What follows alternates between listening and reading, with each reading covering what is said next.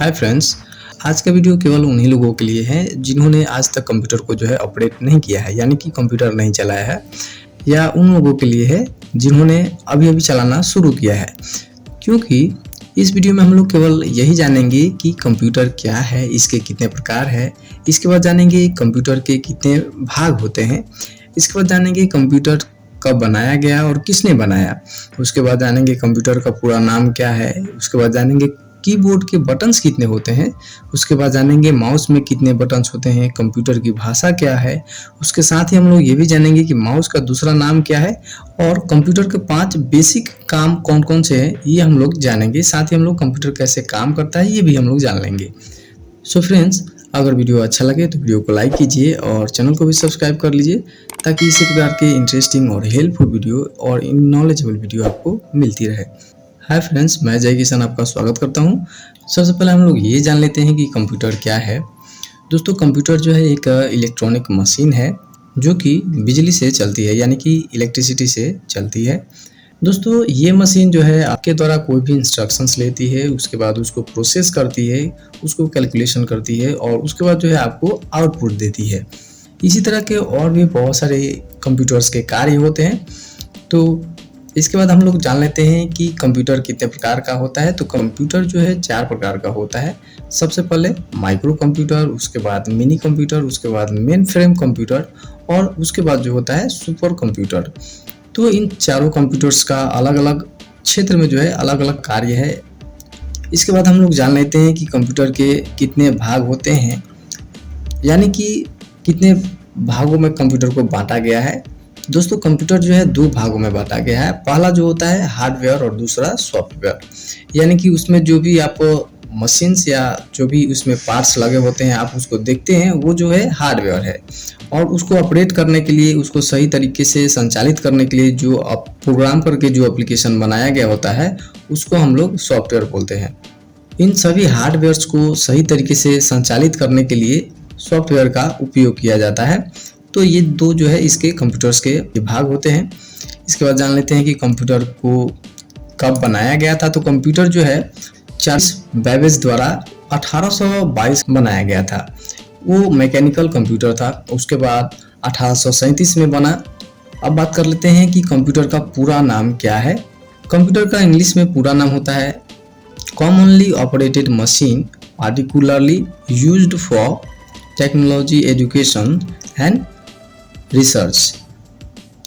तो ये जो है कंप्यूटर का पूरा नाम है। सो फ्रेंड्स, आशा करता हूँ कि आपको यहाँ तक समझ में आ गया होगा। अगर यहाँ तक आपको समझ में आ गया है तो कमेंट बॉक्स में यस टाइप करके कमेंट कीजिए। इसके बाद हम लोग नेक्स्ट जान लेते हैं कि कीबोर्ड में कितने बटन्स होते हैं। दोस्तों, पहले के समय में जो है स्टैंडर्ड कीबोर्ड आते थे, उसमें 84 बटन्स ही आते थे। लेकिन अभी के समय में जो क्वाड्रेटिक कीबोर्ड है 104 बटन्स होते हैं। इनमें से कुछ फंक्शन की होते हैं जो कि ऊपर के साइड में आपको मिलेंगे कीबोर्ड के, ठीक उसके नीचे आपको अल्फ़ाबेटिकल बटन्स मिलेंगे और राइट साइड में आपको नंबर्स की मिलेंगे। इसके बाद जान लेते हैं कि माउस में कितने बटन्स होते हैं। दोस्तों, माउस में जो है 2 बटन्स होते हैं और बीच में एक स्क्रॉलिंग बटन भी होता है। तो कुल मिलाकर यहाँ पर माउस में 3 बटन्स होते हैं। इन्हीं तीनों बटन्स के द्वारा माउस की सहायता लेते हुए हम लोग अपने कंप्यूटर में काफ़ी चीज़ें जो है आसानी से कर पाते हैं। और इसके बाद हम लोग जान लेते हैं कि कंप्यूटर की भाषा क्या है। कंप्यूटर जो है फ्रेंड्स केवल बाइनरी नंबर को ही समझता है, यानी कहने का मतलब केवल 0 और 1 के अंक को ही समझता है, इसके आगे कुछ भी नहीं समझता है। तो इसी को हम लोग बाइनरी नंबर बोलते हैं। इसके बाद कंप्यूटर के 5 बेसिक काम को हम लोग समझ लेते हैं। इसका 5 बेसिक काम कौन कौन सा है। तो कंप्यूटर का जो है पहला काम होता है इनपुट, उसके बाद प्रोसेस, उसके बाद आउटपुट, उसके बाद स्टोरेज और उसके बाद जो है कंट्रोल। तो ये 5 इसका बेसिक काम होता है। और दोस्तों, कंप्यूटर जो है इनपुट को प्रोसेस करता है, उसके बाद जो है आउटपुट देता है। तो इनपुट कैसे लेता है। इनपुट जो होता है कंप्यूटर कीबोर्ड के द्वारा और माउस के द्वारा लेता है, या स्कैनर के द्वारा या फिर माइक के द्वारा इनपुट लेता है। ये सभी जो नाम हमने अभी सुना, कीबोर्ड, माइक, स्कैनर, ये सभी जो है इनपुट डिवाइस इनको हम लोग बोलते हैं। इसके बाद जो है इनपुट लेने के बाद ये क्या करता है कि प्रोसेस करता है। प्रोसेस करने के बाद प्रोसेस करता है कहाँ पर, जो सीपीयू होता है, सीपीयू के अंदर जो प्रोसेसर होता है उसमें। तो सीपीयू को हम लोग कंप्यूटर का माइंड भी बोलते हैं, यानी कि ब्रेन भी बोलते हैं। उसके बाद प्रोसेस करने के बाद उसको आउटपुट में देता है। आउटपुट जो होता है सॉफ्ट कॉपी में देता है और उसके बाद हार्ड कॉपी में देता है। तो हार्ड कॉपी जो है प्रिंटर के द्वारा देता है और सॉफ्ट कॉपी जो है आपको मॉनिटर पर देता है। तो सॉफ्ट कॉपी में आप कुछ भी चेंजेस कर सकते हैं, लेकिन आप हार्ड कॉपी में कुछ भी चेंजेस नहीं कर सकते हैं। तो मॉनिटर और प्रिंटर जो है एक तरह से आउटपुट डिवाइस होते हैं।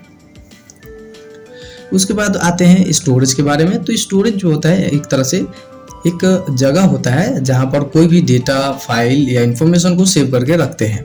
तो स्टोरेज करने के लिए कंप्यूटर में हार्ड डिस्क ड्राइव आया, उसके बाद अभी के समय में जो है SSD आया है। इसके बाद आता है कंट्रोल, यानी कंप्यूटर जो है काफ़ी चीज़ों को कंट्रोल करता है।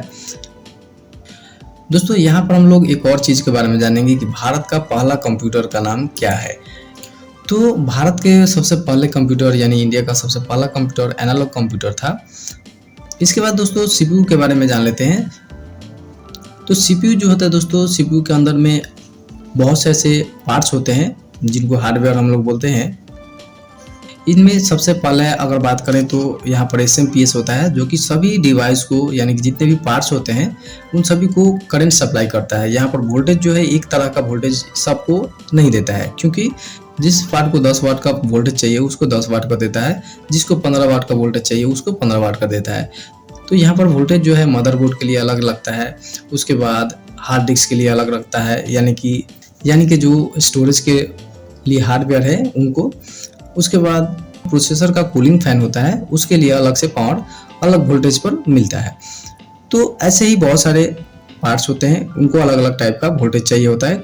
इसके बाद होता है रैम, जो कि मदरबोर्ड में अटैच होता है, और जो हमारा प्रोसेसर होता है वो भी हमारा मदरबोर्ड में ही अटैच होता है। सो फ्रेंड्स, इस वीडियो को हम लोग यहीं पर स्टॉप करते हैं, और अगर वीडियो अच्छा लगा हो तो वीडियो को लाइक कीजिए और अपने फ्रेंड्स के साथ में भी शेयर कीजिए।